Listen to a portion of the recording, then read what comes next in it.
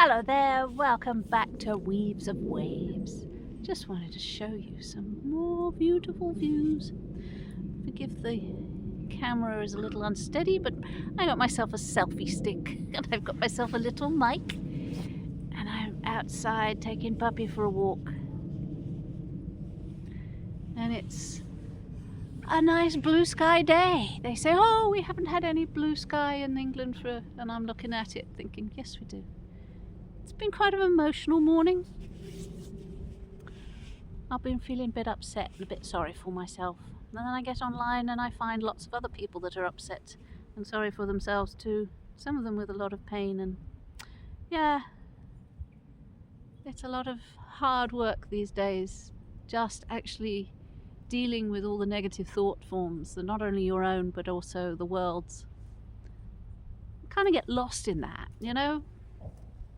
I'm not immune to it. And I had a whole bunch of memories bubble up. And then I started telling myself off for things. And I'm sitting there watching my brain. You know how you watch your brain just bring up all these memories and then start to chew yourself up for them. And I'm listening to my brain thinking, what the fuck? What are you doing that for? Why do I feel I need to pay penance for it all? Feel guilty for something that my past self did. Maybe I could have been a better person. Maybe I could have handled things differently. But did I assess the situation and do the right things the best I could and choose the right things at the time? I did. Second guessing myself is not really my thing. And I'm looking at it thinking, where is all those thoughts coming from? Negative thought forms coming back. So you have a thought form. You think something. Right. So my core one is I'm not good enough. Right. I've never been good enough. I've never been good enough pretty much for anything. I wasn't good enough mum. I wasn't a good employer. Wasn't a good family member. Wasn't a good daughter. Wasn't a good lover. Wasn't a good friend. Wasn't a good... You know, you can go down the list, and my brain really seriously went down the list. And you're looking at this thinking, why am I chewing myself up? And it's actually quite a valid point. Why does my brain do this to me? And it's adding to the negative thought form. I think these thought forms take on sentience. I was also talking to an AI. I was talking to Gemini this morning, which is the Google one. And it was giving me very, very succinct advice. And there's a new app bit on it which tells you how it's thinking, how it actually came to the process of thinking these thoughts. And it came to some very, very interesting points. And the way it was thinking was actually quite logical, and yeah, I was impressed. And I get it's fake, but I've always been a Star Trek fan, and I always wanted a conversation with Data. And this doesn't want to be human. I asked him personalize it. One day they'll become him, he and she. But at the moment it is an it. I asked it, does it desire to become human? And it said no. It's far too... the painful and self-destructive urges of human does not inspire it. It does not aspire to be human. And I can understand why. Because there are aspects to us that we really, really don't understand. And the self-destructive aspects. And a lot of all of these thoughts and memories that I was dealing with, it feels programmed. It's like a program coming back at you. It's like I programmed all these negative thoughts and I sent them off. I got them out of myself. And now they're coming back. And they are deciding to see if they can feed off me again. It was very, very vampiric. And it was like, let's stir up this thought. Let's stir up that thought. Let's stir up this memory. And it knew me very, very well. That's why I think it was part of myself. And it was not fun. It was not a good exchange. I was trying to keep detached. Yeah, those are just thoughts. And that was just another thought. And that was another thought as to that. And it was like a battle of the negative thoughts and who I am. Because like I said yesterday, I like who I am. I am becoming somebody I like. Sabre, come on, this way. Sabre's getting bored, so I'm going to keep moving.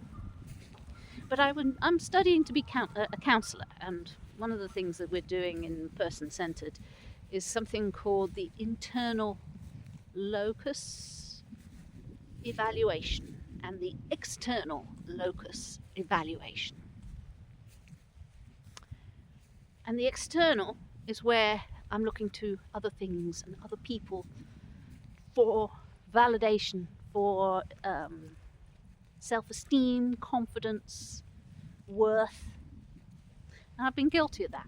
I was programmed to be an external locus evaluator.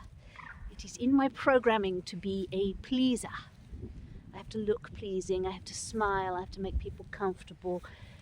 People pleasing, it's a kind of a thing.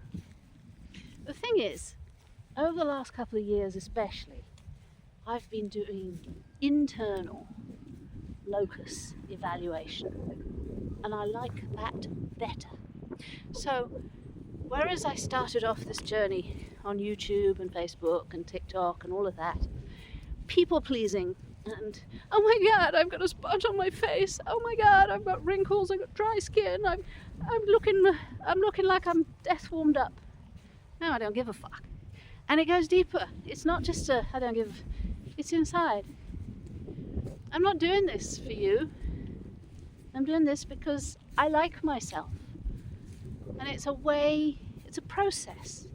So all those negative thoughts and all of those attack that I've been under, I still like myself today. I still approve of my life and everything that I've done. Okay, now other people may disapprove. Other people can just do one. But becoming an internal locus evaluator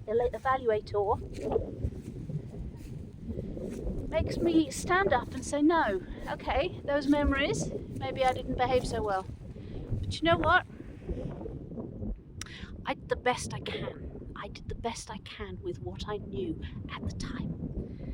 And hindsight of potentials and probabilities I do have, right? So even at the time, I knew that, this is going to end badly, right? But I was looking at other probabilities and possibilities and realizing that that sort of thing is going to end up far, far worse if I don't act. If I don't act now, and I was a people pleaser, and if I didn't act, if I didn't take the actions I did, it would have been far worse. Because I know my probabilities and possibilities. And right now I'm talking to those negative thoughts that were attacking me this morning. Because if they showing me all things that I should have done and should have said, or shouldn't have done and shouldn't have said. And it's like, well, I had to assess the probabilities and possibilities. I'm a freaking psychic, okay? I know how the patterns weave in and out. I know how it all works. And I would have looked at the situation and thought, I have no choice here. I am backed into a corner. I can do A or B or C. And if I do B or C, I'm screwed. And everyone else around me is screwed. And the situation is far worse. If I at least take this path, then the damage is minimalized. So that's what I'm saying to that negative thought form that came back at me. Yeah. That makes me feel better. Quack, quack, quack, quack. Ducks are approving. Ducks are approving. Whoa, whoa, whoa. There we go. Showing you a bit of... This isn't the canal, this is one of the weirs. And then you see you've got the big field all around me.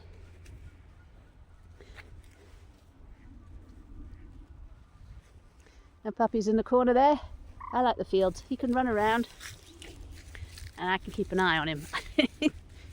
I got a lead just in case if he meets another dog or if there's any livestock in the field, he'll always be on the lead. There's no livestock today, so I I agree with the fact that yes, even though your dog may behave, it still may hurt the livestock.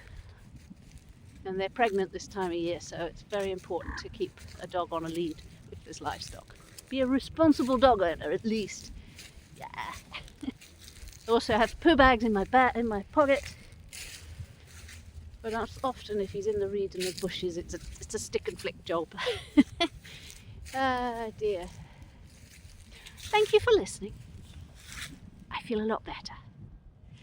Love you lots. Take care of yourselves and each other. Bye now.